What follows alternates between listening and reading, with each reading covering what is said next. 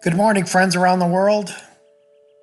As I stated the last time we were together, for the next several meditations, I'm going to be sharing with you ways we can build healthier and happier relationships with those we are close to and those we love.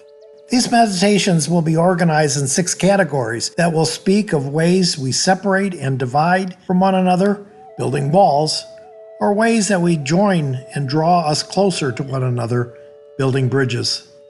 Let's begin with our second meditation in the first category, communication. The first tool I offered last time was we don't interrupt. Today's tool is no idea or opinion is on trial. Hang in here with me, okay? This tool needs a foundation for understanding. I want to talk about dualism versus non-dualism in terms of human development. When we're born, we're brought into the world, and our perception of life is mostly dualistic. That is to say, we see things in either one of 2 categories. And that's a good thing. When Mom tells me, "Eddie, don't play with the matches or you'll get burned," I learned that playing with the matches is bad, and not playing with the matches is good. As Mom teaches me about life, she reinforces this dualistic perception. Oops, she caught me playing with matches, and I got a spanking. That's a bad thing. And not playing with matches is a good thing. So dualism is an absolute necessity while we are growing up. But then we do grow up, and we can differentiate between good and bad, happy and sad, black and white, holy and evil. Get the point? Okay. And as we grow up, we begin to realize that everything can't be put into an either-or box. One day I was playing out in the backyard when my nose got a whiff of something coming from my house. So at 3 years of age, Eddie wondered what smelled so good. He ran into the house, ran up the stairs to the kitchen, and it smelled like heaven. He couldn't imagine what was so wonderful until he noticed a platter of cookies on the windowsill by the kitchen window. And there was Mom standing there with her apron on. She said to me, "Eddie, would you like a cookie? I made them especially for you." I thought to myself, there must be 3,000 cookies on that platter, and said to her, "I love you, Mommy. Now, go sit up on the chair and I'll give you a cookie and some milk." Well, I climbed up on my chair that had 2 yellow-page books on my seat.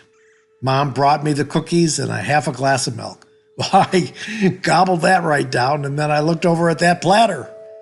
There were 2,999 cookies left on that platter, I thought. So I said to her, "Can I have another cookie, Mommy?" She replied, "No, Eddie, one's enough. We're going to have dinner pretty soon when your father gets home, and I don't want you to spoil your appetite." Well, Eddie didn't like that at all.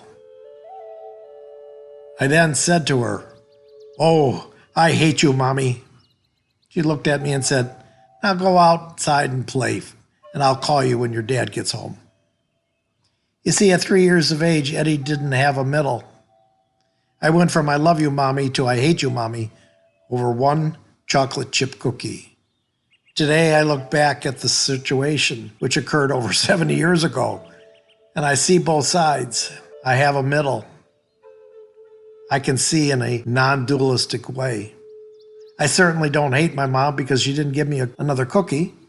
And I can see Eddie's side. Oh, come on, Marion. Another cookie isn't going to hurt his appetite. He loves chocolate chip cookies. See? That's because I can think in a non-dualistic way.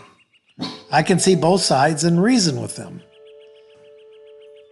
Spend the rest of the time we have together this morning and think about how you can rise above the lowest form of human development, of holding to a dualistic perspective in more of life situations. Consider that dualism is not bad. It's just not true for many situations we face in life and in our relationships with others. And we'll look at the tool of no idea or opinion is on trial the next time we get together.